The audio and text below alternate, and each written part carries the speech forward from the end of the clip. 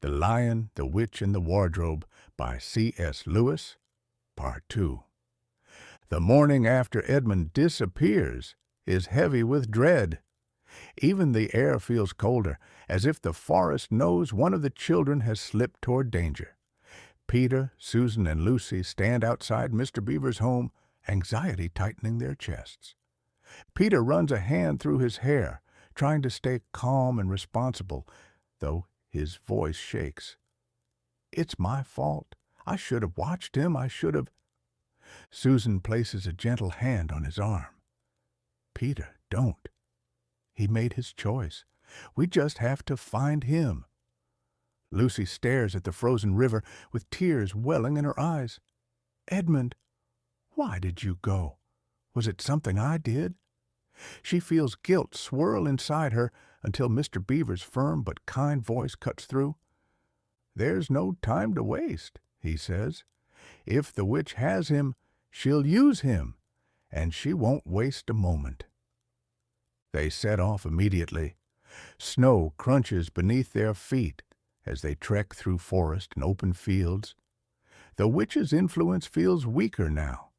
Subtle cracks of warmth appear in the air, thin streams trickle beneath melting ice, and small patches of green peek out from the snow. "Do you feel that?" Lucy whispers. "It's warmer."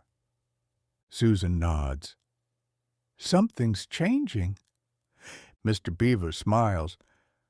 "Aslan is on the move."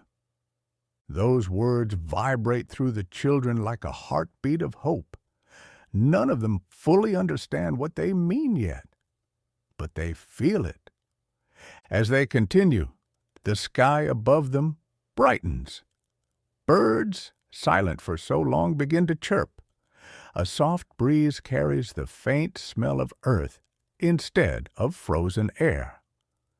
The first sign that the witch's winter is breaking comes unexpectedly. Sleigh bells ring behind them. Peter spins around, grabbing a large stick. Susan and Lucy step back in fear. Mr. Beaver raises his paws defensively, but the sleigh that approaches is not white or sharp-edged like the witch's. It is red, warm, wrapped in gold and green. The driver is a tall, jolly, ancient figure with a beard that tumbles like a snowy waterfall. "Father Christmas!" Lucy gasps, barely believing her eyes. His deep laugh rolls across the snow. "Yes, my dear. After 100 years, I'm finally able to come. That means the witch's power is crumbling." He gives each of the children gifts, though none are ordinary. To Peter, he hands a magnificent sword and shield. Peter's hands tremble as he touches them. "I've never held something like this. How am I supposed to use it?" The weight of responsibility settles deeper on his shoulders, yet beneath the fear, courage begins to grow. To Susan, he gives a long bow and a magical horn. "Blow this," he says, "and help will come wherever you are." Susan's heart flips nervously. "Me? Fight? Can I do that?" But she nods. To Lucy, he gives a small diamond-shaped vial containing a healing cordial. The liquid glows with life. "A single drop can heal the gravest injury," he tells her. Lucy clutches it close. "I hope I never have to use it, but I'm glad I can help if someone gets hurt." They thank him, and as he rides off, warmth spreads across the sky behind him, golden light rolling over the treetops. "Come along," Mr. Beaver says gruffly. "Aslan is waiting." They travel for hours until the trees give way to a massive open plain. At the far end lies a hill crowned with a glowing camp. Tents, banners, creatures of every kind standing in anticipation. At the center stands the lion, Aslan. Golden fur bright as sunrise, mane flowing like waves of sunlight, eyes ancient and all-seeing. His presence is a force, like the world is holding its breath. The children freeze. Lucy feels her heart melt. He's so beautiful. Susan feels awe sweep through her. This is what goodness looks like. Peter feels his fear drain away, replaced by a steady flame. This is what it means to lead. This is who I want to be brave for. Aslan approaches, each step slow and deliberate. Though his presence is mighty, his expression is gentle and warm. "Welcome, children," he says, voice deep as rolling thunder, yet soft as a warm blanket. They bow, instinctively. Aslan's gaze rests on each of them, for a long moment on Lucy's compassion, then on Susan's steady mind, then on Peter's growing courage. Then his eyes linger on the empty space beside them. "Where is the fourth?" Aslan asks quietly. Peter lowers his head.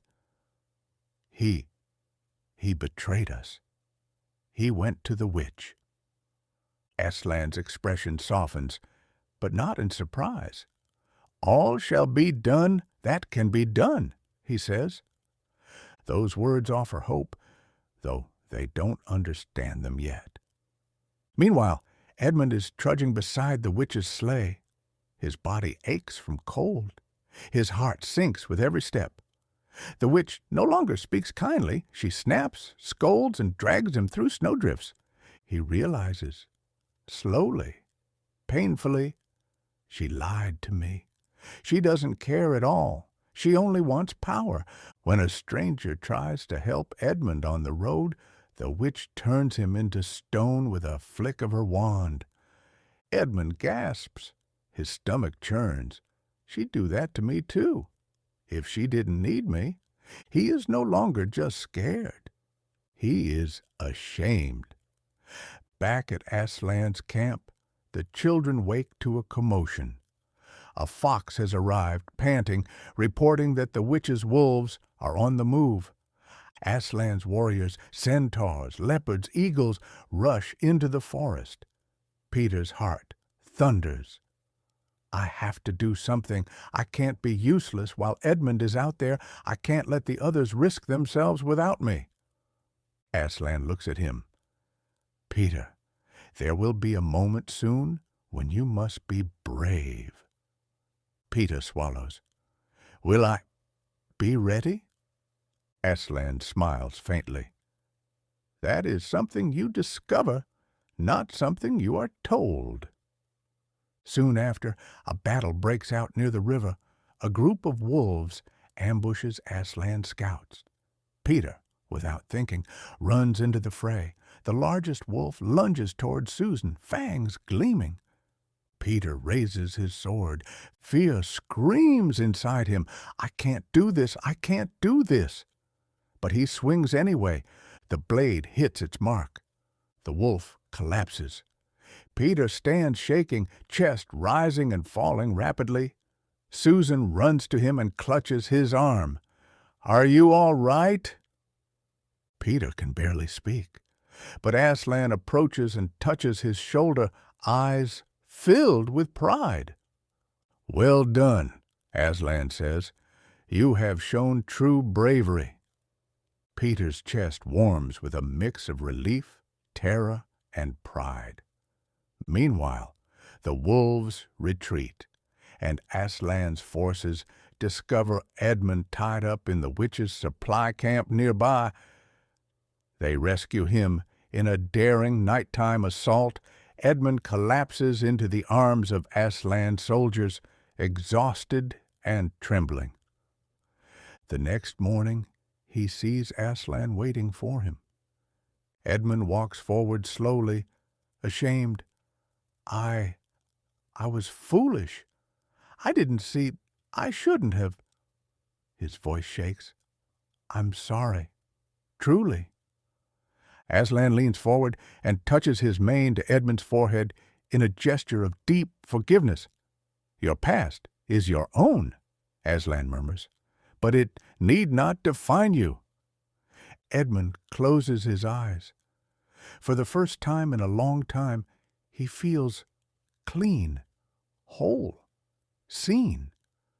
When Edmund returns to his siblings, they embrace him tightly. Peter grabs him in a rough hug. "Don't do that again," Peter says, voice cracking. "I won't," Edmund whispers. "I really won't."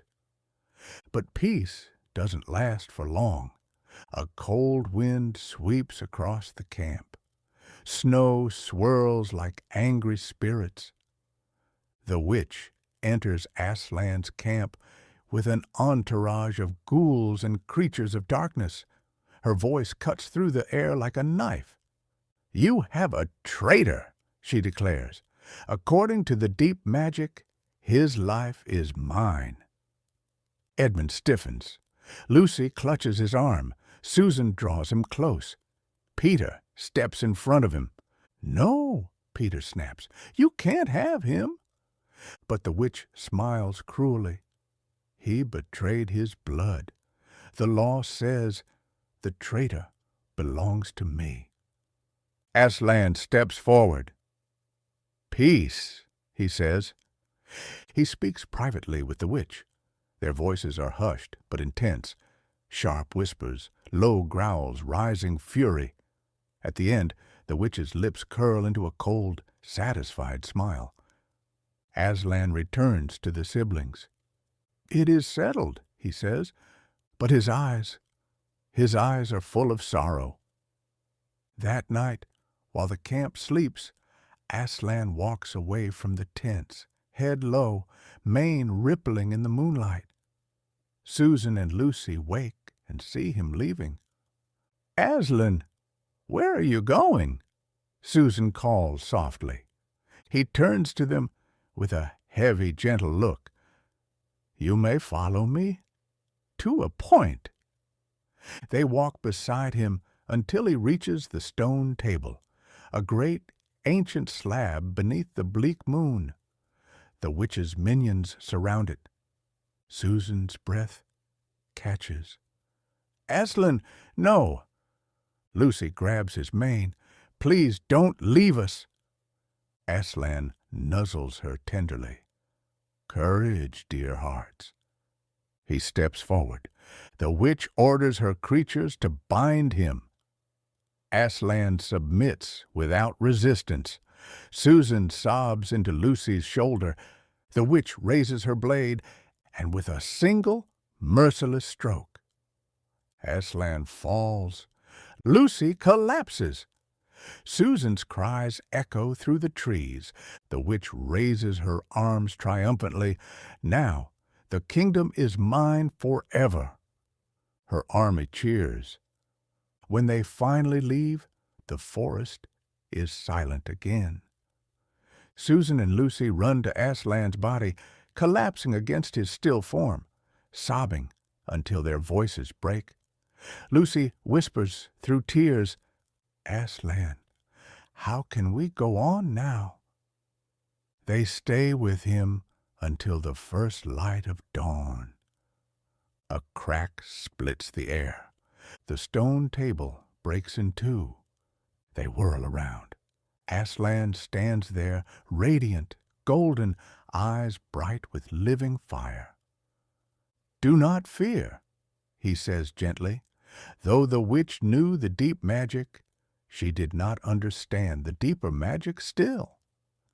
The girls run forward and embrace him, tears streaming down their cheeks.